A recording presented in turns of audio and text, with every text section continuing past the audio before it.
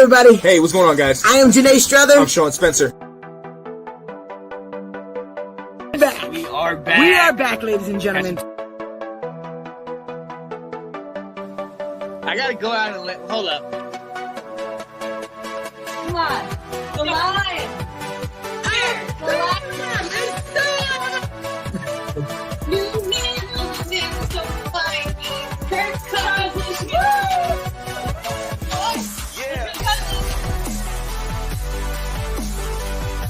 All right. I am Janae Strother. I am Sean Spencer. And this is Let's Talk Football. Good morning, Viet. No. Good morning, Psych. No, I'm not gonna say that either. Good morning, ladies and gentlemen. You know who it is. It's your boy, Sean Spencer, and I'm so excited to be with you on this Sunday. Happy Sunday to you. Hallelujah. But as you see, I am not alone, never am when I got my friends. Thank you for being a friend. And I got the first couple, the first married couple of the Let's Talk Football community, the Swintons. What's going on? What's up, guys? What's up? Good morning. Nice little wake up show here we got going on. Oh yeah, good morning out. Good morning was a little much for me. Trying some new things out. Anthony Handy says, "What's up? What's up?" Let's start off because I know there's the time difference. Here it's 10:22. What time is it out there? It is 8:22 here in the a.m. Truly a morning show. Truly a Yeah. morning show. Look at Sid ass chilling like Eli and Peyton on the Monday Night Football commentary. Dude, Eli and Peyton, that was iconic. I love them. They were so good. Eli was Yes. hilarious. Eli, I am not a fan of Eli because of obvious reasons. Obviously, right. He beat Tom Brady, so I should be a fan. But he was so funny. The double bird, oh my god, it's so good. He has so many one-liners. I love that one. And all the guests that they have on there. Yeah. When Marshawn Lynch came on. Yes. I'm just like, yes. And he's like taking shots at Hennessy. Oh my, it was so good. Let's go, Marshawn. Peace. Yo, man. Oh my goodness. Yes. And ladies and gentlemen, thank you for being with us. I know it is early in the morning, ladies and gentlemen. But you know what? This is one of the things I've actually dreamed about doing. I am one of those people that gets up early sometimes, clicks on the TV, and I'll hit ESPN, obviously, but then I'll also hit Good Morning America, Good Morning DC, those early morning shows, something to help you along on your day. And this being Sunday, definitely something to get you up out of bed, get to church, work out, just do something. It's a day off, hopefully for you. If not, hope you have a good day at work. But speaking of getting up in the morning, one of the things I wanted to talk about on the show is morning routines. And most of you, or let's say half of you, are like me, okay? I'm going to do a quick shot over here. Kat, hope you're not watching. Bed. There you go. Still a mess. Still sloppy. Just rolled out of it to get up and do this. Unfortunately, that's kind of how I start my day. I'm not going to couple us in because if this goes back to her, I think I'm going to get in trouble. Get up, roll out of bed, take a shower, brush your teeth, get on about the day. I'm a night owl, so the mornings to me are a little slower. But now on the flip side, I got my people over here that like to get up in the morning. What do you guys do in the morning? I wouldn't say I like to get up in the morning. And when I'm getting up, I don't enjoy it. Yeah. Once you're up, though. Once you're up, it's worth it, though. It makes it worth it, yeah. And I think we weren't like this before, but having a kid definitely makes you get up early in the morning. So he used to always never sleep past 7 a.m. So it was always, you got to be up before him to be able to get him ready and get his food. And I mean, babies don't take care of themselves, unfortunately. So you got to do it all for them. Yeah. And so that kind of got us in the morning routine. So then we were like, all right, well, if we're going to be up, let's kind of like capitalize on this and make it productive somewhat. So now we, depending on the day of the week, we get up and work out at like 5:30 in the morning, get our workout in, get our protein shakes after we're working out, and then start our day that way. Because then you've kind of got your body going and your the good routine, good habits going, and your days started off, and you feel productive doing it that way because you've already done like a workout and I mean, nobody likes to work out to start the workout, but afterwards you're like, okay, I just did that. I feel good. Like my body feels better. So it's like, I feel like total crap when I wake up and then like 30 minutes later I'm at work. Like that is not a good morning for me. Like I need time. I'm awake for like 3 hours before I even get to work. So yeah, I can't do the roll out of bed because on days like on Wednesdays, Sydney works in the office, so he's not here, so we don't work out. And those days are so much worse than days I actually get up and like work out, have time to get a protein shake, have time to like get ready. Oh. Yeah, so depending on the day, so I work Tuesday, Wednesday, Thursday, and Saturdays. And on the days I work, I get up and I make our pre-workout drinks and bring it to her. So she drinks it in bed and like wakes up. And then on days I'm off, when she has to wake up, she gets up and makes the pre-workouts and brings it. So I get to lay down. And it's nice having that other person because that kind of holds you accountable. Yes. Like, because it's like, if it was just me, it's just like, I don't want to work out today. I'm just going back to bed. But it's I lay in bed all the time and think of what excuse can I have today to not get up and get out of bed. And then here's my pre-workout getting here you go. And I'm like, I guess I'm getting up. Guess it's happening. Now, unfortunately, in our household, and from what I'm getting from you guys, it seems like rolling out of bed and getting the donut that you had from yesterday or the chicken wings from last night is probably not the best idea. What we do is, we're the opposite. One of us is like, sometimes she'll get on this kick like, all right, tomorrow we're going to get up early and we're going to walk, right? We're going to walk. And then one of us will get up and be like, all right, let's do this. And the other one's like, get away from me. Don't come in here. I gotta teach. If it's her, it's like I gotta teach. With me, I just look up and I'm like, yep, nope, back to sleep. But in my defense, that is because a lot of times I will be talking to you guys or people in Let's Talk community or doing stuff for that. So she absolutely loved this last week where it was like nothing. No show, everything was dead, and I'm sitting here going crazy like I need something to do. But yeah, need something to do. That's the thing too, is we don't stay up late. Like we're in bed by 8:30. Yeah, 8:30, 9 o'clock is like. That's why we always miss Nate's show. He always starts like we're already like laying down. But I don't know how he does it because I feel like he gets up early sometimes too. Because he'll be talking early. I don't know. I don't understand. Dude, when did you sleep? I think Nate's a vampire. He is. He just keeps going around the clock, man. He keeps going around the clock. Shout out to Anthony saying same routine as when I was in military. Make up the bed, short workout, coffee, shower, dress, and then on to work. Yep. Apparently that's during the week because weekends, sleep late, eat badly. Hey, there you go. See, I wake up and work out so I can eat badly. That's my. See, I like that. See, that's motivation. Let me do this so that I can do that. Exactly. This morning, I was like, here's the Wendy's I ate yesterday that I shouldn't have. You're right. Well, good morning, Katie. Glad you are here with us. Hope you're having a beautiful Sunday morning. And we are here. Let's talk. Sean and the Swintons doing a little morning talk, but we're also going to be here to talk football. I'm so glad we were able to do that. And I definitely want to kind of get us talking about that more because, like you said, when you have somebody else with you, they hold you accountable for that. You know what I mean? It's kind of like, if I'm in bed, you give me the coffee or give me the energy drink. Now it's like, let's get up, let's go. So I think that's key, and I want to continue to do that as we go. You know what I mean? So that we will continue to kind of give people a little something to do in the morning.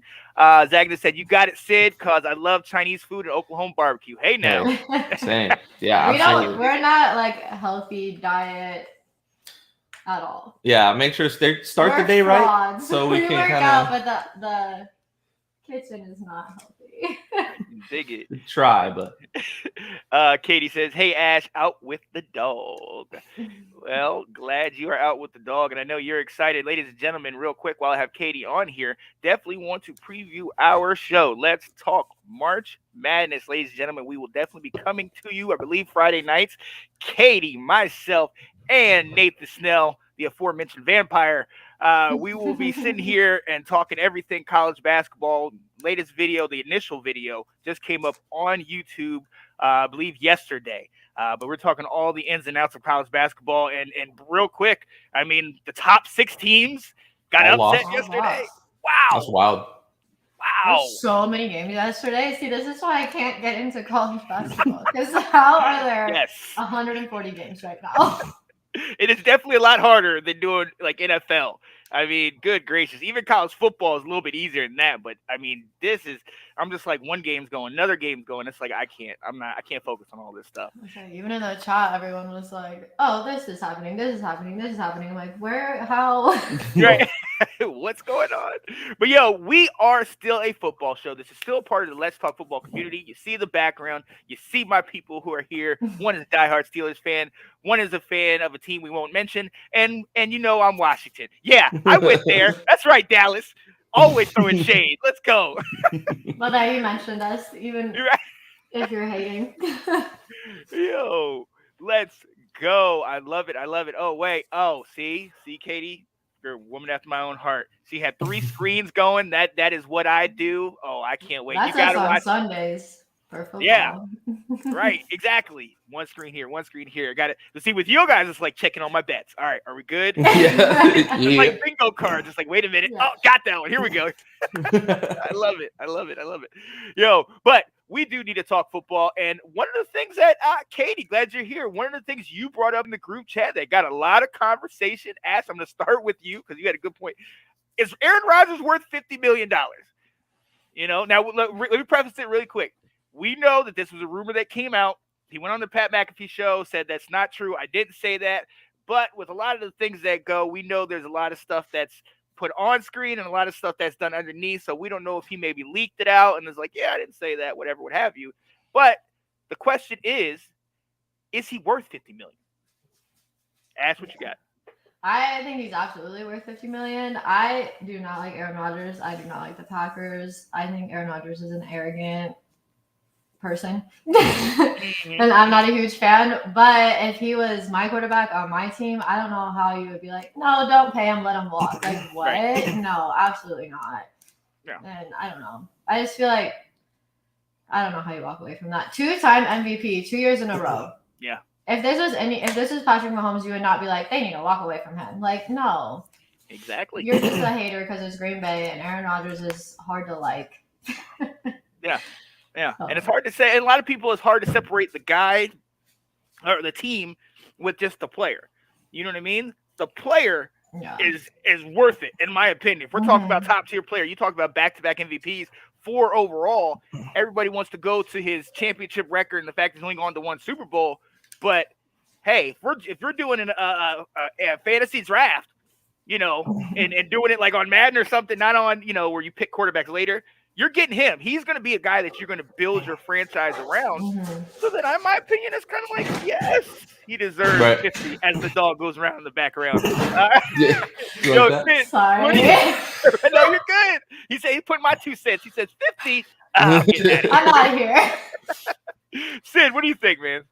Yeah, I mean, $50 million, it's a lot of money. And that's the problem. That's why everybody thinks he's not worth it, or they initially see that number and they're like, oh, there's no way I would pay him $50 million. But then you think about it, Patrick Mahomes is getting paid $45, and Aaron Rodgers has won the MVP the last 2 years, not Patrick Mahomes. Right. So the MVP means you're the best player in the league. If you're the best player in the league, you should be paid the most. And so if the difference is $45 million to not the best player in the league, Patrick Mahomes, then yeah, why wouldn't Aaron Rodgers be worth $50 million? Now, is that the best thing for the Packers to do? I think that's separate from is he worth $50 million? And I think that's what a lot of people think when they first hear that question. So is he worth $50 million? I think he's worth $60 million. I think he's worth whatever the highest paid player in the league is because he's the best player in the league right now. Right. And you're exactly right. Like starting a franchise, if you do a draft right now, you're probably not taking Aaron Rodgers because of his age. But if it's the next 3 years and that's all you get, I'm taking Aaron Rodgers first. He's the best player in the league. Right. Proven by his MVP. I get that he hasn't made a Super Bowl or anything. Patrick Mahomes didn't make it the Super Bowl, but nobody's saying that he's getting overpaid. And Patrick Mahomes didn't have a stellar year to begin with this year. So no one's questioning if he should be on the Chiefs. Like, and so I mean, should the Packers pay him $50 million? That's a different question in itself, because that's when salary cap and everything comes into it. But I mean, Aaron Rodgers, he's been doing it for a long time, 18 plus years. So it's not like it's a fluke. Like Patrick Mahomes win an MVP and then winning a Super Bowl. It's like, all right, this dude's gonna be there every year. Hasn't done that since. And I mean, I know it's only a couple years, but still. And then the other argument is like people are saying Kirk Cousins is going to get $45 million. Why? So Why like, do they do this? if you're going to tell me that Kirk Cousins is worth 45, then Aaron Rodgers is worth 90. Yeah, like, I don't like what? that. I don't like that. Thinks that COVID Kirk is worth that much money. It doesn't. And my other thing is like the difference of $5 million when it comes to these contracts. This is the same thing when we were talking about Dak's contract when it was first coming out. Like David was like, he doesn't need any more than 35. He doesn't need any more. That's way too much money. Patrick Mahomes got 45. He doesn't need more than 35. It's like, so you're willing to lose a franchise quarterback for $5 million if he wants 40, and you only want to give him 35. Like you're willing to walk away. Look at $5 million is not make or break. Like, right, and so that's the thing. Give it to him if he wants it, and exactly. And if Aaron Rodgers is the best player in the league, he's worth $5 million more than the next guy. I mean, to that point though, to that absolute point, you saw what you saw, and as I'm not, cracking jokes, no pun intended, but you saw what happened when Dak went down. Dak is worth every penny because he completely changes that team. The talent around him did not go down. You still had Zeke and Pollard. You still had the wide receivers out there. But when Dak went down, that changed the whole thing. Same thing when Aaron Rodgers had his little issue, Mr. Immunized himself. When he went down, we saw how that offense slipped. Jordan Love, look, everybody tries to make a comparison of Brett Favre, Aaron Rodgers to Jordan Love. No.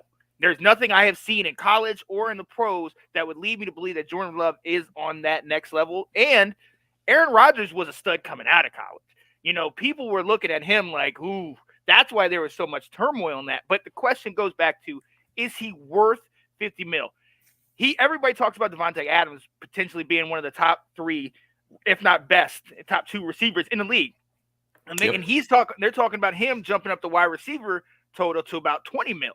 You know what I mean? If he's the best wide receiver, and he's clearly made that much better by Aaron Rodgers, who, like you said, in the last 2 years, if I'm not mistaken, 10 interceptions. Wasn't it 5 and 4? Yeah, below 10 interceptions. Yeah, for Aaron Rodgers. Interceptions. So, I mean, look, at the end of the day, we saw what Tom Brady did, and everybody gives him all the credit. We saw what Patrick Mahomes has done, and Patrick Mahomes, year in and year out, I mean, look, yes, we can say he's been to the last 4 AFC championships, but he's got 1 ring. And to be honest with you, he didn't look great against the Buccaneers. He had a suspect second half against the Bengals. So, if he's getting 45, you got to at least give Aaron 45, in my opinion. Right. Anthony says, hell no, the NFL ended in the regular season, and that was it. Sure. Mans and them keep falling short. He's the same as Matty Ice. Wouldn't say that. Except he's actually has 1 Lombardi under discount double check belt. Okay. That's interesting. I'll let you guys speak on that if you want to. I just feel like the talent and where the market is, I don't know how you don't. I'm not saying, I guess. I don't think the Packers will pay him that because I don't think they can. Well, do they have the money to pay him? Yeah. We talked about that. They were under, like, they were over the cap. They're over the cap. cap. They've restructured like 5 people's contracts already to clear cap space, and now that people are wondering if that's for Aaron Rodgers or Devontae Adams or both. And I'm not saying that like Green Bay should pay him that. I'm saying if he got that, he's worth it because of the player he is. And I think that's the difference. And I get he hasn't won the Super. He's only got 1 ring, but it's a team sport. Like, and he does make his receivers better. So yeah, Devontae's about to go get paid because of Aaron Rodgers. I truly believe the quarterback makes the receiver better, not vice versa. I mean, depending on the situation. Because look at players like Kenny Golladay. Kenny Golladay with Matt Stafford in Detroit was a baller. Look at OBJ, and was a stud. And OBJ is another one. Kenny Golladay goes to the Giants and has Danny Dimes and has, terrible season. Sure, he had a couple of injuries, but 0 touchdowns, and he got a bag, $60 million, because Matthew Stafford made him look better than he is, or vice versa. And so I'm not saying Devontae is a bad receiver or anything like that, but he's about to get paid because of how good Aaron Rodgers is. I think Aaron Rodgers is definitely worth it. And to your point, Odell, he had 6 touchdowns in his 2.5 seasons he was in Cleveland because he was playing with Baker. He goes to the Rams, gets a good quarterback in Stafford, has 6 touchdowns in the second half of the season. So it's like, I think he's definitely worth it. I think he is. Katie says, I do not think so. He played with zero passion in the playoff game versus the 49ers. Do you want to give a man $50 million when he plays with no passion? Well, I'm going to tell you something. I'm going to be very, very honest with you. And I think it goes back to what you were saying, Ash, is that if he's on my team and he don't play with any passion, but he only throws 4 or 5 interceptions a year and throws 40-plus touchdowns, and we're always in that situation, I don't mind the passion. This isn't Jay Cutler, okay? Right. This isn't just sitting on there the sidelines with his hand on his hips. He's still getting you. He's still winning the division each year. He's still getting you to the playoffs. This year, they're in the top couple seeds. They're doing what they needed to do, and they came up against a solid San Francisco team that has a great defense. Look, I understand the passion part. I understand that. Anthony saying if I'm giving a QB $50 million, my franchise better be going to Super Bowl every year. They've been to five attempts to the championship. They were in it just a year ago. This past year, we see San Francisco Cinderella. They did what they had to do and they beat them, but they're always there. You know what I mean? Like, Ash, what are you thinking? I'm laughing at Anthony, but I mean, you make a good point that Rodgers is always winning the division. Look at the other quarterback in that division that you think Kirk Cousins deserves to make more money than Aaron Rodgers, because that's about what's going to happen. If you don't think Rodgers is worth $50 million, Kirk Cousins is about to have more money. Like, that doesn't even make sense. And that's craziness. It goes back to, I get that he wasn't won the Super Bowl, but it's a team sport. Right. You can't do it by yourself. And they never put anyone around Rodgers. And they don't. And so, and Aaron Rodgers didn't lose the Niner game. The weather was absolute garbage. It was very hard to move the ball. San Francisco didn't move the ball at all. It's not like their offense did it. Special teams of the Packers lost that game, giving up a blocked punt for a touchdown and a blocked field goal. Aaron Rodgers, I don't think he plays without passion. I mean, obviously, if you watched him on the sidelines of game-winning kicks, he's jumping up and down like a little kid still in year 18. Like he wants to play. Right. You could say he doesn't have passion, but I don't think I agree with that. And it's not should they pay him $50 million? It's is he worth $50 million? And I think how do you not say the best player in the league, MVP back-to-back seasons? I mean, you can't really argue against it. That isn't worth them to be the highest paid. Now, look, I'm going to bring this up because Anthony keeps talking about it. What do you think Matt Ryan is worth? Because he says, here's why I say that. Atlanta dominated in the 2010-ish, leading to Super Bowl 51. Ryan folded like a paper origami, pick a color game. Little girls played in middle school. My first graders were making those this week. I was about to say, look, as somebody that's taught in first and second grade, those games are fun, all right? And I learned how to make it when you got Thank you for that morning. You need to laugh in the morning, ladies and gentlemen. Exactly. Laughter in the morning is key. Thank you for that, Anthony. But go ahead, Ash. What were you going to say? Oh, Matt Ryan. Yeah. That is a bad situation. Oh, yeah. That's just awful. I don't even know what to say about that because they're in just a really, really bad spot with him. He's way overpaid. I think he's in a situation though he's not surrounded by enough talent. Like Calvin Ridley's a stud, but then he didn't play half the season. Outside of Calvin Ridley, like Russell Gage is your number one, and then Kyle Pitts is a stud, but he's a rookie, so it's like they can't pay anybody else though because they have to pay Matt Ryan. And they have a wide receiver playing running back because they don't have a good running back. So it's and that's always that's definitely the knock on giving quarterbacks a lot of money is because then you can't pay your other positions and you're going to be lacking. So I understand that completely, but that's the way the NFL works. So if you want a guy at quarterback, you have to sacrifice. Absolutely. And you just got to hope that your team builds well through the draft and can contracts maybe better too. And play salary cap gymnastics and push that stuff down the road. Like Patrick Mahomes is making $45 a year, but that cap hit is still low. It's the back half of this contract that the Chiefs better win one in the next couple of years because it is not going to be good after that. They're going to be the Falcons in a couple 1,000%. And Patrick Mahomes is going to be so talented, but they are not going to have any talent. Exactly. And And see, that's the point that I think is the problem. We've all talked about Eric Bieniemy. He's potentially on his way out. We don't know how long Andy Reid could continue this. Look, Patrick Mahomes, stats wise, is like you said, he's kind of similar when it comes to getting to the championship, getting to the Super Bowl. It's not much different. He maybe has one more Super Bowl appearance than a Matt Ryan or an Aaron Rodgers, but I mean, we're not going to really hang our hat on that. You didn't score a touchdown. 3 field goals in that game. Now mind you, Katie, your team was kind of stacked. And see, that's another comparison I think we have to have is that Tom Brady bought Gronk, who's arguably the best tight end in history. Leonard Fournette, who's a beast. AB, who when he's listening is great. Evans, amazing. Godwin. I mean, come on. And then you got that Dominic Sue on the defense, Vita Vea. You got a stud Hall of Fame players on that team. And they played on that team because they wanted to play with Tom Brady. Exactly. That's the difference. Mm-hmm. With Aaron Rodgers, outside of Devontae Adams, outside of Aaron Jones at running back or AJ Dillon, and maybe Jair and Bakhtiari in the O-line. Neither of them played all season, though. Jair Alexander or Bakhtiari. Yeah. So all pros, absolutely, but didn't play. So, what are you telling me now? Are you bringing in Valdez Scantling? Are you bringing in Alan Lazard? You know what I mean? Tanyan. Are you bringing these guys in and saying, oh, that's the same level? No. He's making them better, and I think that's the thing we cannot take away from Aaron Rodgers. He makes them better. He just does that. Absolutely does that. Let me go to this real quick.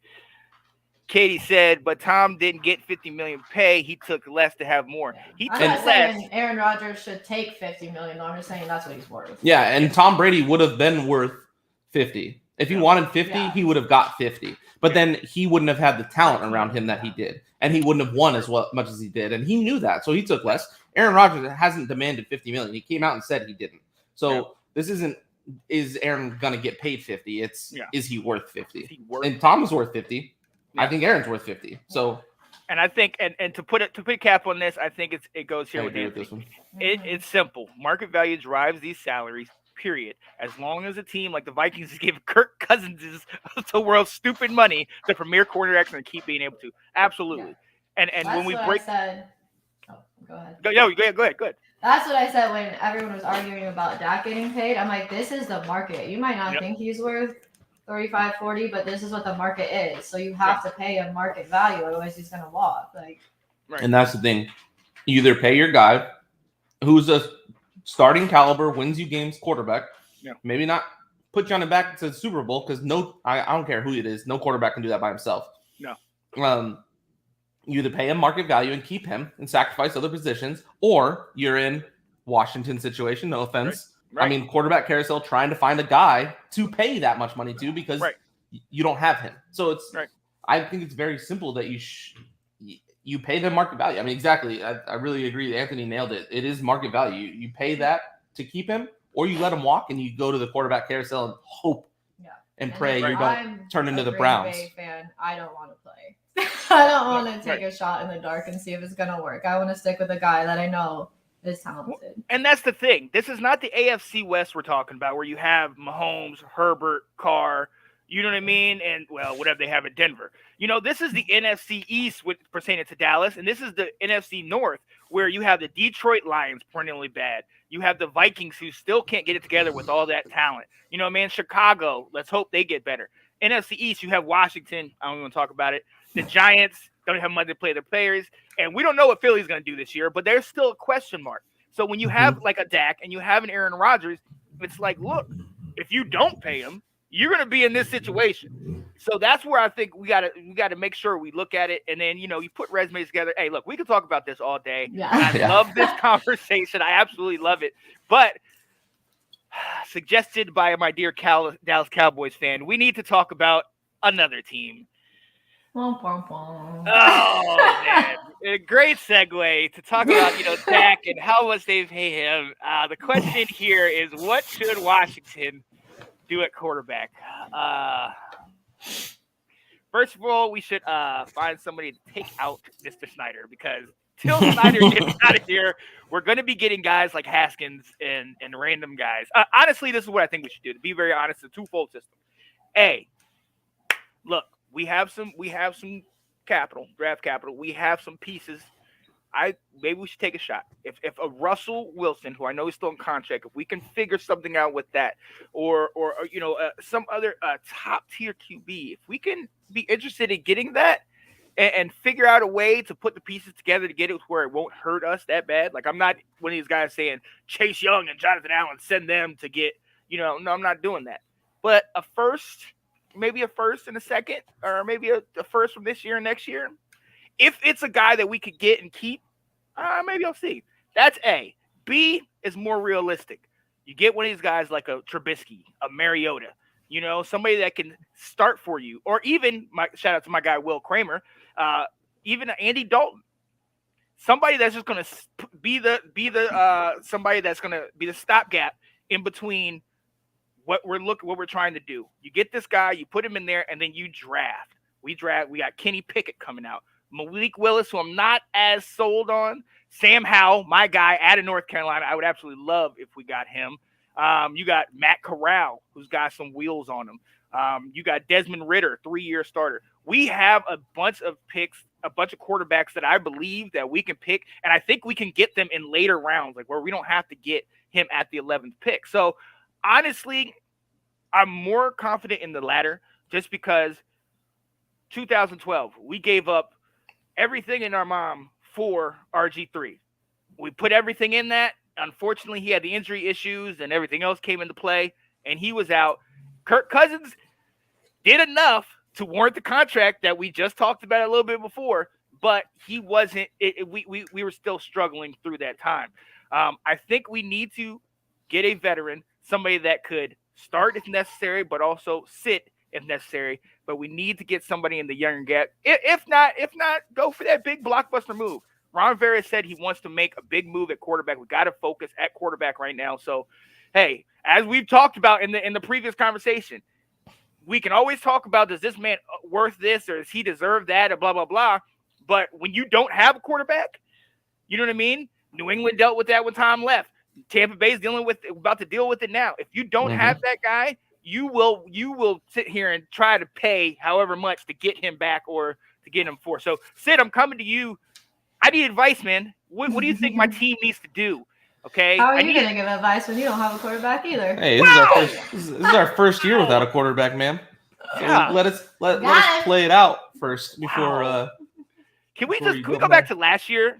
Ash, can we go back to last year and talk? Yeah, how'd you do without a quarterback, ma'am? I wish I would have talked to you last year. Exactly. That look. Good God. I think, honestly, I think you guys should draft. Actually wouldn't be mad if you traded like 2 firsts and a second for Russ, and got him for re-signed him for like 3 years just to see if he would fill it. I think you have weapons in Terry McLaurin, Curtis Samuel a lot. Gotta stay healthy. Right. Antonio Gibson, Logan Thomas at tight end. I think you guys have the weapons there. Your line isn't terrible. It's not like you need like a whole new line like the Steelers do or anything like that.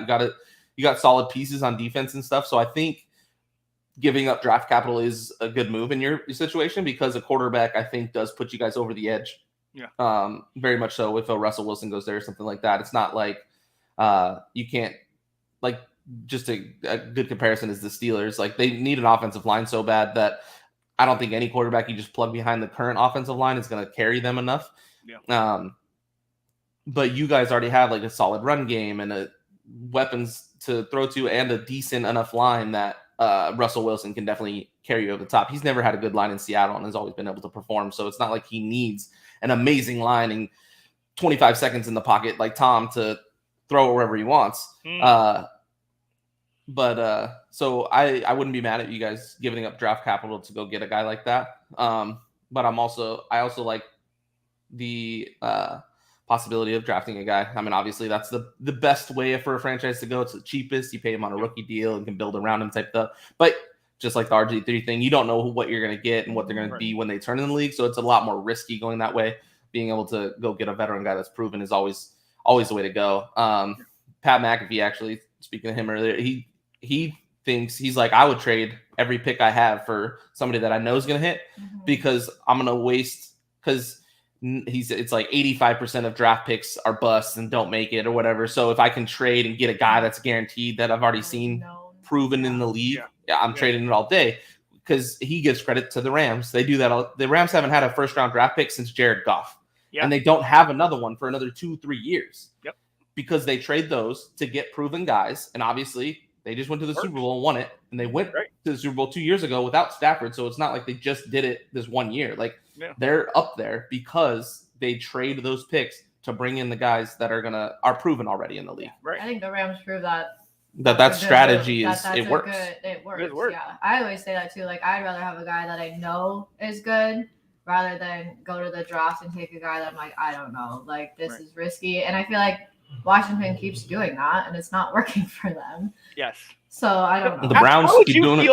How would you feel if we brought in Russell? I hate to have Russell Wilson in the Let's go division, because it was always, is Dak better than Carson Wentz? And then I think that got squashed. And now it's going to be like, who's the best quarterback in the NFC East? It's going to be Russ versus Dak all the time. That's all anyone's going to talk about. It's going to be annoying. So that's a dumb reason I don't want him in there. She doesn't want anybody compared to her Dak. Nobody. I don't want to listen to Dak slander because Russell Wilson, and then I have to try to argue that Dak's better than Russell. It's going to be a long year. Because because Russ got one of these. Exactly. That's right. Let's go. And they beat us, and it's fine. But I know. I mean, I would obviously want Washington to do everything wrong and get the worst possible quarterback. Moving and I want on. you guys to be good. So I hope you make the wrong decision, whatever that is. Oh yeah. Look, as long as we have Snyder in, and shout out to Anthony, make Dan play quarterback and see how it is, and maybe then he'll sit down. Till he stops coming off his yacht to pick Dwayne Haskins. And you know what? Now with everything going on, hot take, maybe him and Dwayne were at that same strip club hanging out. Since hey, look, Snyder, don't come to me because you're already. There's been a lot of good quarterbacks that have come out, young quarterbacks that have come out of the draft lately too, though. So, that's Burrow and Herbert and see, that's the other part about it, because you're absolutely right with the Rams, and you're absolutely right with them, picking up, giving all their draft capital to pick up these guys, and it works. I mean, a year ago, like last couple of years, they were in the Super Bowl. They were in the Super Bowl this past year and won it. A year ago, think about it. Goff was hurt, and they got to the divisional round with Wofford. Now, Goff came back with his hurt finger, but that talent was still enough to at least keep them in the game against the Packers. Yep. That, I think, is huge, but we cannot overlook the fact that we always talk about Mahomes.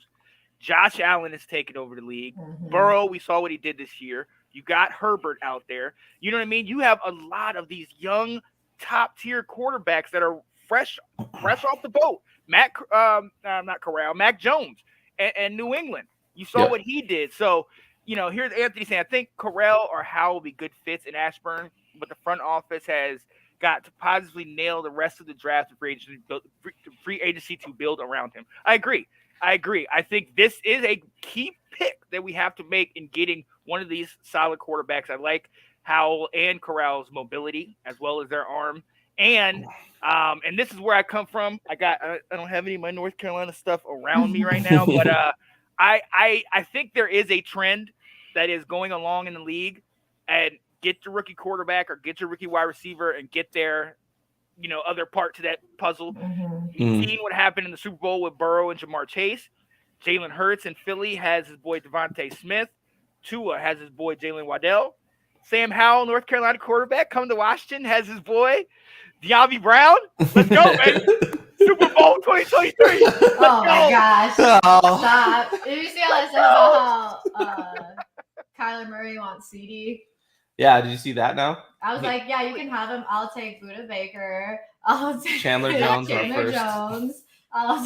Yeah, but so I'm glad you brought that up though, real quick, because so what is there's drama there, because he took everything off social media, and they said their main issue with him is that they want him to be more mature, and then he does that. But then apparently he's like, "Oh, everything is cool." Is there trouble in the water out there? It seems like it, because that's and then he came out and said he wanted CD because that's his college teammate. To your point, everybody playing with their college guys, and I mean, he tried to kind of squash it, and the Cardinals played back at it. They deleted all their social media except for 2 pictures of Kyler. Ooh. So it was kind of like, hey, we still love you.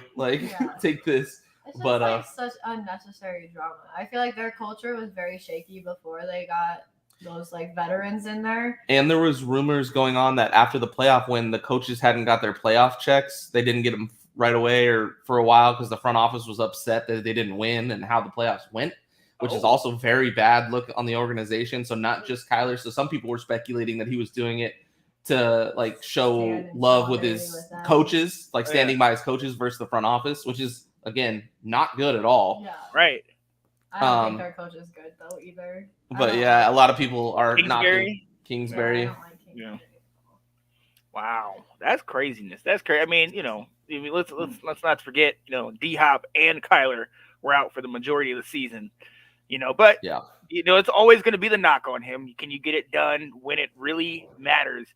Oh man, talking about all these quarterbacks and all these situations. You always say that the conversation of quarterbacks make wide receivers better. I think that is the opposite case in Arizona.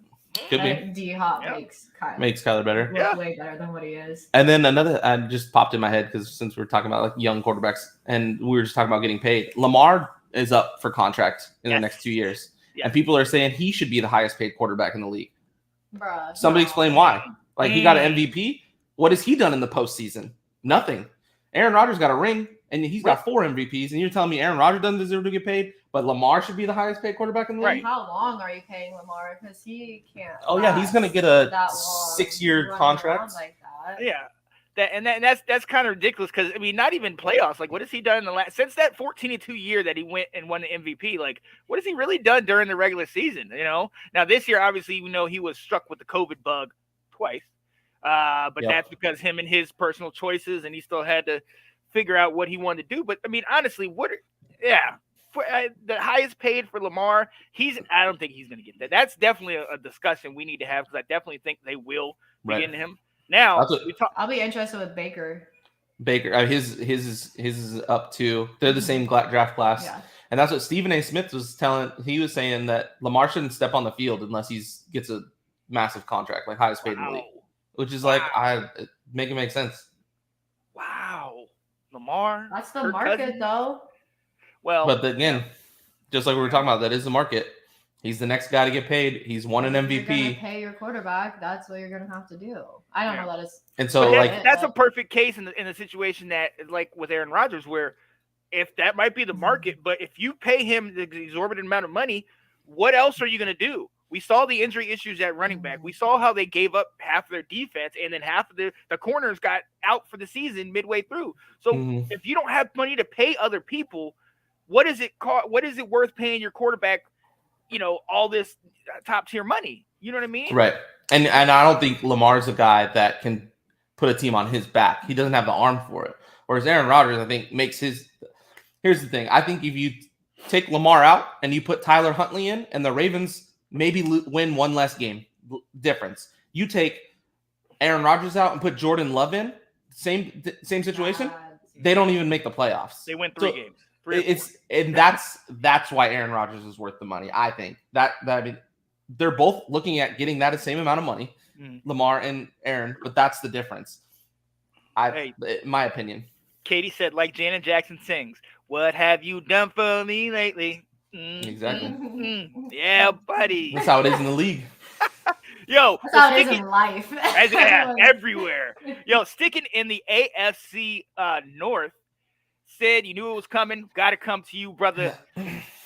Yeah, the great Big Ben has finally retired after all those seasons. Wow. Another one. We've talked about Matt Ryan. We talked about Aaron Rodgers. We talked about the draft. What should Pittsburgh do at quarterback? Yeah, so the difference between us and you guys, I think it would be not beneficial for us to give up too much draft capital to go get a quarterback.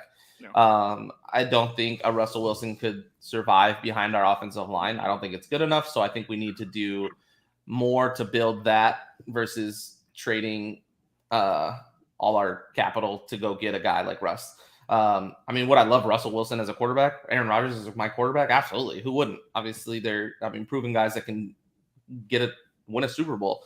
But I think what I want the Steelers to do is sit at 20. If either Pickett or Malik Willis fall to us, I would love to take them. If not, offensive linemen, and either give Mason a shot, give Dwayne Haskins a shot, bring in a guy like Mitch Trubisky, like you were saying, Marcus Mariota, Jameis Winston. Not Carson Wentz. I mean, I would take Carson Wentz over Mason Rudolph probably all day, on a discounted price, not on his current contract. Right, Tannehill. Yeah.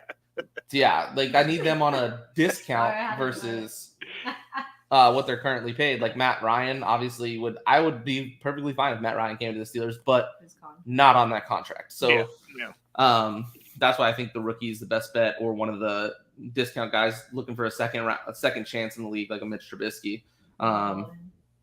And being a filler because next year's draft class is supposed to be stacked at quarterback. So it's like, if next year's draft class is like the Joe Burrow, Justin Herbert class, where it's like you can hit a home run with a couple different options, I would like to wait for that draft class versus if this class is like the year that EJ Manuel got drafted in the first round by the Bills. Wow. How did that happen? That is. Exactly. And it was like 5 years ago. Yeah. Oh, wow. So out of what, Florida State? Did he come out of Florida State? Yep. God. I agree though. I feel like if you draft a quarterback, you're looking like the Bears. Like, you have no one to protect them. You have decent talent on defense, but you can't get anywhere because your quarterback's just getting our offensive line is just so bad. We got some cap space, which is good, which we normally don't have. So if they go out and buy a lineman or two, draft another one in the first or second round, and just kind of shore up that offensive line, I think our offense will be very sustainable for any quarterback that steps in, whether it be a rookie that they're trying to build up, or a kind of gap stop, as you said, for 1 year until we get to the next year's draft class. Ben arguably wasn't good.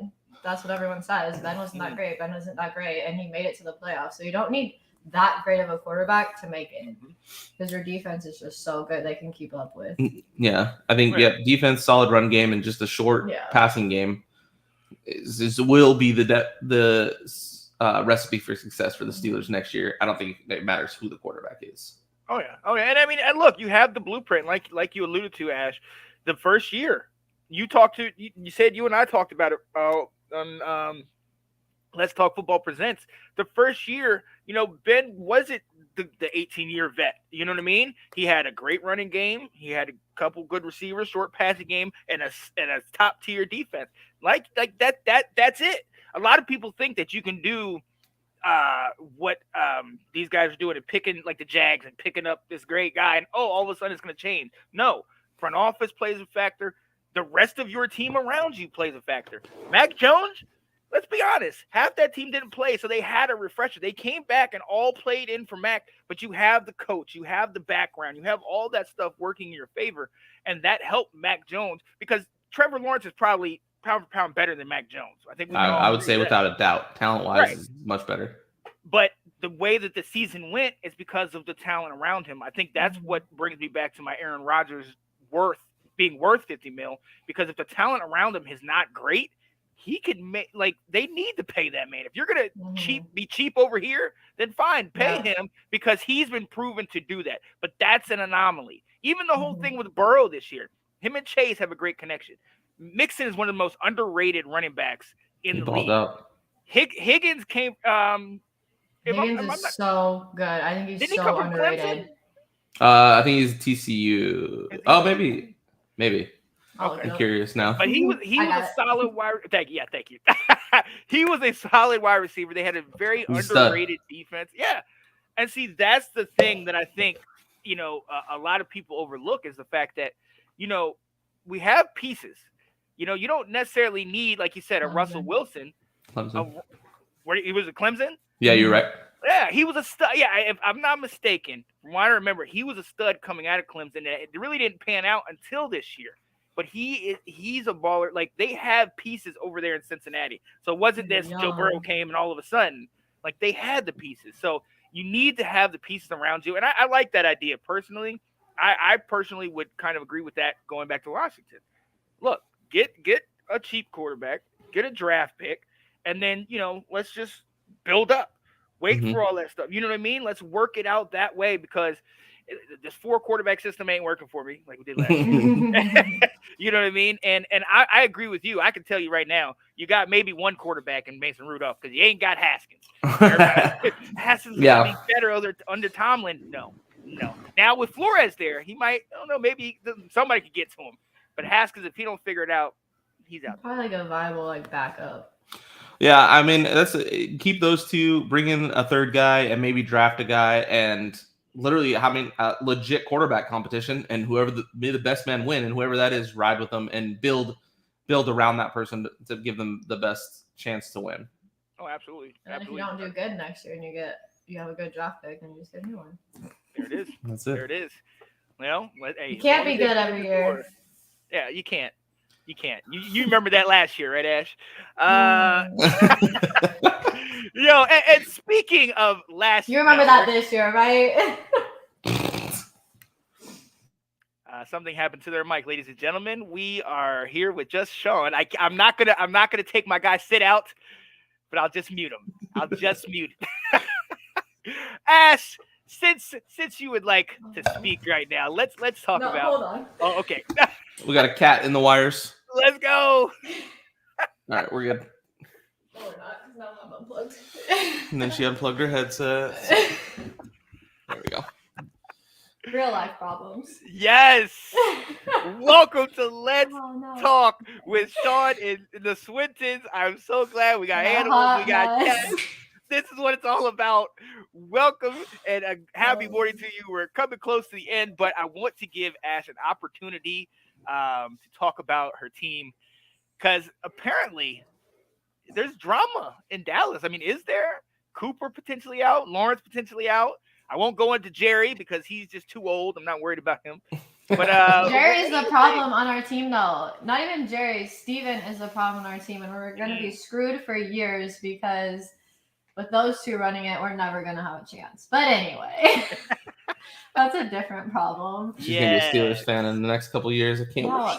I can't. Yes. The Jones family is going to ruin us. I love it. I love it.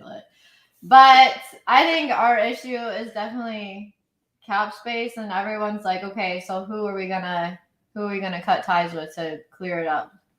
And the main people I've seen has been Cooper and Lawrence, which I don't like either of those options. Amari, when we play without Amari, we are trash. When we play without Zeke, we're trash. When we play without Dak, we're trash. Like, those are just three guys that have been proven that if we don't have them, we're not good. So I don't know. I'm not a fan of getting rid of Cooper. Some people don't think he's worth his contract, but I think that's more of like a play calling coaching problem, that they didn't get him the ball this year, not a talent problem. Wasn't he hurt for a little bit? He was this year. Yeah, he was. I don't know that he was hurt this year, was he? He had COVID and he wasn't vaccinated, which I guess the Jones family was very irritated about that whole situation, which, I mean, me too, because he was out for 2 games, because that's when we played like Thursday, then we turned it back around and we played Sunday, and then we played Thursday, and it was like a short week. And he had to do the 10 days. And he had to do 10 days since he wasn't vaccinated. That's why, right. And then even when he came back, he still didn't seem like he was 100% that next game back either. So I know that was a little dramatic. I know closer to the end of the season, Amari's like, I would like to help my team. Basically saying, you don't give me the ball, and I can't help you if you're not going to give me the ball. Right. So, which I don't feel like he was wrong in saying that. That's another problem. Our offensive coordinator, the play calling, I thought was really, really good until we played Denver, and then it just all went downhill from there. Yep. And like never came back. And like after Dak hurt his calf, it was all downhill. And now stuff's coming out where it's like Dak was way more hurt than they were leading off. But like I was telling you the other day, you can't just not play Dak. because that showed last year that you can't not play Dak. Like, yeah. Who is your backup now? it was Danucci? Cooper Rush. It was Cooper The Rush. And he won. He won against Minnesota, which was really shocking and super exciting. Against $45 million Kirk Cousins. Kirk Cousins, the captain. Yeah. But we played him, what was it, like a Monday night, a Thursday night? Did we play them on Sunday? Was it a primetime game? Yeah. Because Nathan. COVID Kirk can't win in primetime. Aren't they Cowboys in what you have done for me lately section? I feel like everyone's in what have you done for me lately section. You should be thinking, what has Lamar Jackson done for me lately? Bang, bang. Nothing. Nathan, we definitely talked about Lamar a little bit earlier. Yeah.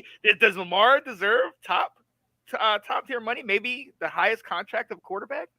Let you answer that. And then like D-Law, everyone's, I don't know. He's not like a big flashy guy, I don't think. So everyone's like, he doesn't deserve, because his contract is massive.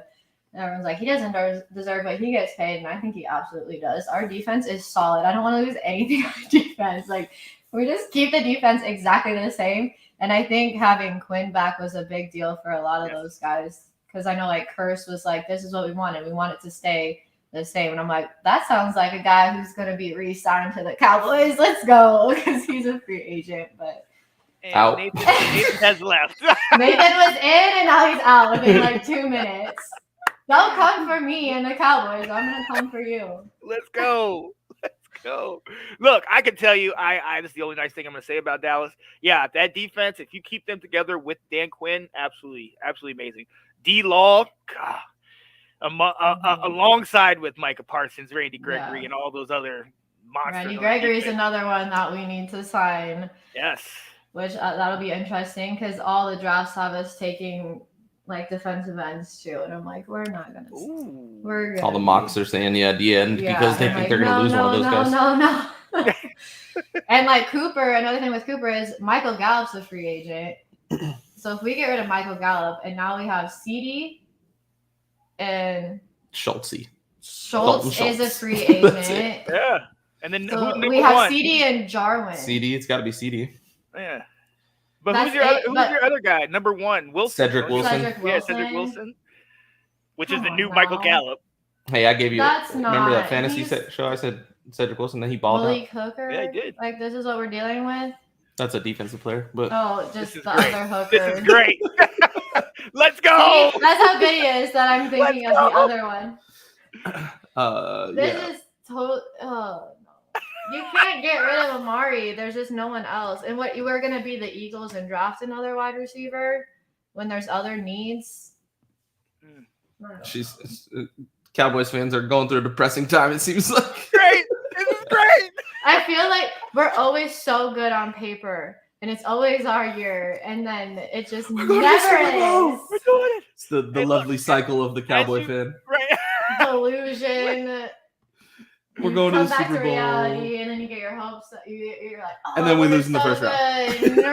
Wait, hey, this is perfect. My guy Will said it. Hold on. Not even reality. We've been talking about this. Dan's like, he was excited in September. He was excited in October. All of a sudden, November came, and he went, oh, what's happening here? And then now December's about to come, and it's the Dallas fans recognize, like, oh, we peaked too early. Yep. No one nailed asked it. you to show that. Let's go. Year. And then we win the division, and it's like playoffs, yeah, but we haven't played anybody in the regular season because our division's terrible. It's terrible. And then we're like, we're so good because we're smashing these terrible teams in our division. Then we get to the playoffs and play real teams, and it's like, like I told Janae, if you play, I told Janae, if you play Washington 17 games out of the year, hey, 14-3, 15, you know what I mean? Like, you can do that. We have like the easiest schedule next year. Looking at the teams we play, I'm like, oh, this is gonna be a cakewalk, and we're gonna do the same thing again. So excited. Lose to a couple teams we're not supposed to, and be like, ooh, wait a minute, and then get excited again because we'll start winning again, and it'll be like playoff time, and then we'll get to the playoffs, and it all fall apart again. And that is on coaching and the front office. Mm-hmm. So McCarthy, Kellen Moore. Quinn's staying. Is everybody else staying? I don't think there'll be any Please? changes. I know. They're all staying. It sounds Let's go. At least one more year. Because we're going to do one more year with Mike McCarthy, and then we're going to next year This is hopes and dreams right get here. the best coach in the NFL. Mike Tomlin's not leaving. Not Mike Tomlin. I know she wants Peyton. Sean The Payton. third best coach. He 'cause ain't going there either. He Yeah. lives Let's in go. Dallas. Him and Jerry are tight. Peyton wants control. Jerry wants control. Somebody's going to lose out on that. Hopefully, Jerry. Well, Jerry needs to let go of the reins a little bit because no. he is hindering us. I know you Jerry's, don't want him to, but Jerry's going down to the crossroads and selling his soul to Satan for a Super Bowl. I'm One gonna tell you more. that. He just said one ring and I'm good. Mhm. All right, I'm out of here. But look, I can't do this. This is not the way. Actually, this is the way to start my morning bashing Dallas. But I'm not gonna do that. But speaking of starting your morning, ladies and gentlemen, we are coming close to the end of the show. We appreciate you being with us. And I wanted to come to you guys. We talk about getting up in the morning. If you missed it, definitely go back and watch. It's going to be on YouTube. We're talking about how we get up in the morning. Catherine and I kind of roll out of bed, get whatever, is left over, eat it real quick, and then go into, work or whatever we have to do. You guys talked about you work out. You get up in the morning, you hold each other accountable, and I absolutely love that. Let's start. I want to start something where we give our viewers just a little something that you can do in the morning that kind of helps you to get on your day, that changes it from you being like snooze on the on the alarm, and let's get out of bed and see what we can do. So Sid, I'll go to you first. Give me a little morning vitamin. Yeah, I think a good piece of advice or something that's definitely helped me and Ash is, especially for you, Sean, because it made me think of it when you were telling me how you guys do it, is to make a plan and do it the day before when you're not tired, and say, all right, listen, we're going to do this tomorrow. And if you wake up mad at me, you got to get over it. We're going to make this deal right now that you can't be mad at me in the morning, because in the morning you're going to wake up and not want to do it and be mad. So it's like, all right, you got to set the plan and make an agreement. All right, I'm going to get you up no matter what. And whether you like it or not, I'm getting you up, okay? And then make sure that make that agreement when you're in a better state of mind than absolute tired and anger in the morning. And then they can get mad at you, but then you're like, hey, we agreed we weren't going to get mad. So you could figure it out yourself now, because we've already agreed that this can't be a thing. And so that was kind of something that helped me and Ash. It was like, make the agreement and make the plan. So we draw up our workouts and stuff the day before, so we know what we're going to do. We make our pre-workout or something beforehand and put it in the fridge, so we can just wake up, grab it, and kind of bring it to the other person and wake them up. And I think having that plan set in place and the agreement that you won't be mad at each other for waking each other up is it helps a lot, because the accountability and everything kind of works together right there like that. Oh, I like that. I need to try that. See how well that'll go over. Ash, what you got? I would say get you a dog that is not going to let you go back to bed. No, I'm just kidding. Yes. The first thing I do secret. when I get up in the morning is I roll over, and my dog's staring at me, and he's like, I need a bone right now. And if you don't give me a bone right now, I'm going to sit here and huff and puff until you do it. And I have no choice but to get up. But no, don't do that. I agree with that. I'm just like, this is the plan. This is what I'm going to do.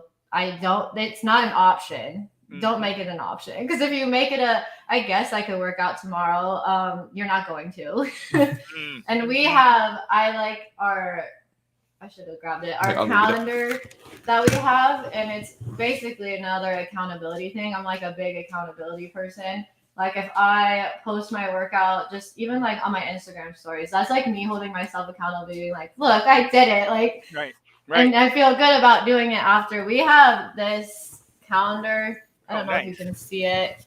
It has smiley, like on the bottom, it has all the stuff that we want to do. So like it says like workout, walk, whatever, fam outings, date nights, new experiences or whatever. And every time we do it, we give ourselves a smiley face for that day. Nice. I like So my that. goal for working out is to do it at least 5 times a week. So like I'll give myself 2 rest days where I won't write sad faces. I just write R for rest and then the happy faces. But if I don't work out on a day that I planned on working out on, I'm giving myself a sad face and then it just makes me sad and I don't want that.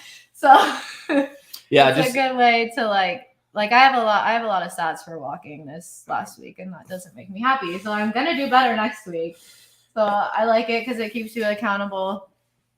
Anything to like keep me accountable. Anything, just a little reward. I mean, literally just being able to write the smiley face or like makes you feel hit good. your goal on your Apple Watch, like Mhm. different things, just the small things like that, just give you a little bit of gratification for doing what you wanted to do. Just kind of helps absolutely get you into the routine. And because even looking at this, I didn't realize I did so bad at walking last week and I didn't do very good at it this week either. So now I'm like, oh, that's not okay. I'm gonna definitely work to make that look better next week. And I mean, this is free and it's now does it count if you get up and walk to the refrigerator? That isn't a long way. It's a long way from here to the refrigerator. I'm just saying. And I will say, I love that. Yeah, it is really hard to do it, but on days I don't do it, I don't feel good. Like I don't feel once good you get in about the myself. routine, I don't feel. You do it for like a week too, and then it's just like this is just what we do. I would have never in my life pictured me being a person that wakes up at 5 a.m. to work out. Like that would have never been me. Oh yeah. Oh, I like but that. But once you just do it and you stick to it for like a week or two, it just becomes routine, habit, natural. Now my body wakes me up now at 5. Yeah. And the calendar, it's good because you can customize it to you. That's why we got the different colors for the different things we want to do, like walking or working out. We want to make sure we go on a date together once a month, and we want to make sure we get out for the family once a month or try something new once a month. So you have different things that you try and get a smiley face for each color at some point in the month, and it's just something that visually you see and can work towards, and it's free, and it gets you the gratification that, hey, I did it, and now I feel better about myself because I did it. The walking stuff, I'm like, it was fine. No, it wasn't. Looking at this, no, it wasn't. Pretty sweet. Oh, I love that. Yo, Andrew saying morning, everyone. Morning to my Canadian McAfee fan. All right, I love that. I need to get that's the first day I we're friends on Facebook now, and the first thing I was like, look at this guy has a Pat McAfee hoodie on, just like you. There we go. We love Pat. Love it. Ladies and gentlemen, hey, shout out our guy. Let me put up his name again. Andrew Faubert, host of North Sports Dynasty, baby. Check it out, man. They do Dynasty stuff. They're talking football all year around. And I know with you guys, I saw them go up yesterday online. I know this whole week I have not been doing anything. A lot of the shows have kind of, gone off because they're mainly NFL and the season ended. So I've been really bored, just like twiddling my fingers, just like, oh my God, what am I doing? So when you guys reached out to me, it was like, oh, I need to. But seeing them on, it gave me that hunger. It gave me that passion. Yeah, I saw talking about the free agency. Yes. Oh, that's exciting. That Aaron Rodgers worth $50 million, that piqued my interest. I was like, oh yeah, let's definitely talk about this. Talk about it, Yo, so honestly, I think you guys hit the nail on the head. Making a routine, making a schedule, and holding yourself accountable to it. One of the things I love so much about what we do is it does hold me accountable, because it's like, all right, I got to be here at this time. I got to constantly be ready. I got to be prepared for things like that. So that is something I love. But as far as mornings, what I would say, honestly, is it's kind of twofold. So number one, when you get up, I'm a night owl. I used to work the overnight for almost 10 years. So, me and sleep aren't that great. But when you get up and you have it in a situation where it's just the peace, you guys said you get up at, 5, 6, 7 in the morning. When I get up at, 6, 7, like I told you, I get up at 7 because that mental clock says time to go to the bathroom. So when you get up and do that, just take that moment for yourself before you turn the phone on, before you turn the TV on, before you acknowledge it. Take that moment and breathe, guys. Whatever you believe in or wherever you stand, the fact that you woke up to see another day is huge, because around the world, millions did not. whatever you have going on, whatever is going on around you. But that's definitely something. Just breathe and just be thankful for that. But also something that I think is very key, and you guys have it, we have it, as being with your spouse or your significant other, say good morning. And that doesn't just have to be with your significant other. Send a text. I know I've hit you guys up at 7:00 my time, which is like 5 your time, and said, "Hey, good morning." We've gone back and forth and talked. I've done it with a lot of people in the Let's Talk Football community for one reason or another. And so I think it's good because a lot of times when you get up, you get so into, okay, all right, I'm already thinking work. I'm already thinking this. I'm already thinking that. So it's just a good refresher to kind of stop and say, good morning. Good morning to you, man. And get people started off on the right way on that day. Anthony says, amen, because you got to start the day. Everything comes fast and hard. Absolutely. Absolutely. So you just want to get up and say good morning to you, to your significant other, the people. Even the first person you see is at Starbucks when you get coffee. Good morning.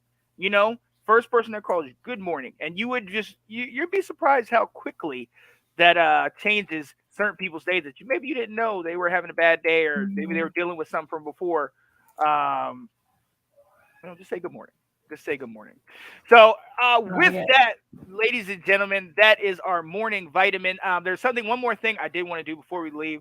I meant to do it earlier in the show, but I want to do it now. If you have noticed, I don't know if there's any way you could get away from it. Of everything that's been going on over in Ukraine and Russia and all of that. What we want to do real quick is just send our prayers out to Ukraine, the people that are dealing with that, everybody that's trying to get out of Ukraine, and also to the prayers for the people in Russia that are saying we're not for this.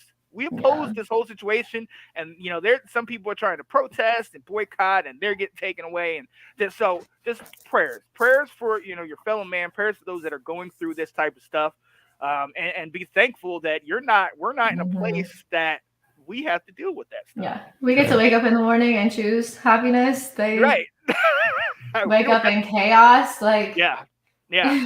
It's crazy. It's crazy. And I know a lot of times it's, 100,000 miles away and this and that. And, you don't think about it. But then when it gets brought to your doorstep, as far as, being on the news and being out there in front of everybody, and you see the families and it makes it personal, it's rough. It's rough. So just keep prayers for them and prayers for the people around you, or well wishes or whatever, how you do it. But ladies and gentlemen, I am so excited. This is one of the things I wanted to do for a long time. Have a morning show. Maybe we're going to incorporate some music in it a little bit later, get things going. I love this. I'm hyped.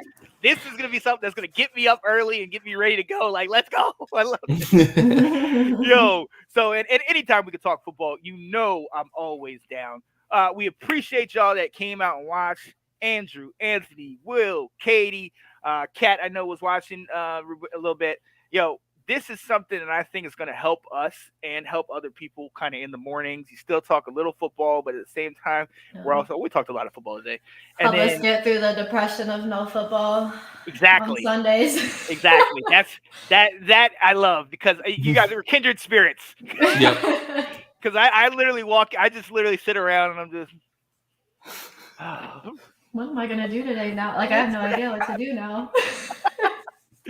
So, yeah, I absolutely, look, it said, let's talk football first take, man. Hey, I can dig it. I can dig it. Wake up. I love it. Hey, for myself, my amazing co-hosts, Mr. Sydney Swinton, Miss Ash Swinton, I appreciate y'all. Thank you so much. Much love. Yeah, buddy. Thank you. Hey, love it. Anytime we can talk about Dallas and how bad they are. It's the best, isn't it? How Trey Norwood had more interceptions than Micah. Come on now. Okay, so the funny thing about that Trey Norwood Micah conversation is I thought Micah had one. He doesn't even have one. That's how bad Micah is. So no interceptions. Wow. And he won. won. Take back that rookie of the year. Can we take that? Yeah. I was like, wait a minute. I don't think he had one after I thought he had one and dropped it. I remember, and I'm like, I don't know if it counted the one that I thought he had, and it didn't. Wow. And I was like, so the whole thing. Micah no hands. Wow. That You makes know, your point stronger, but I just thought I would. I'm questioning everything now, okay? show Is he really the integrity fastest and man? check myself and be honest. Is he really the fastest man now? Like, I'm Yeah, questioning He everything. is It's all a the lie. that's It's all a yeah, lie. It's all a lie. I love it. I love it. Yo, Oh, hey, and like I man. said before, you need a little bit of laughter in the morning, ladies and gentlemen. Thank you so much for being with us. We will be back with you next week. I promise we were going to start at 10 a.m. next week. I'm not going to get in a fight with Kat. Anyways, we're going to start at 10 a.m. Bye, Kat. Shout out to my people watching. Tanner just got back on her. Diehard Cleveland Brown fans. I'm going to talk to you. We're going to wrap a little later, Tanner, because I definitely want to get you on some of these things. All right, people, we got to go. Have a good, blessed Sunday. I hope, everything good happened. Maybe the college basketball on somewhere, somehow. No football. Well, I will talk to you guys later. Hey, love it. We'll talk to you. Peace. Hello, everybody. Hey, what's going on, guys? I am Janae Strother. I'm Sean Spencer. We are back, ladies and gentlemen. I gotta go out and hold up. Come on. The line.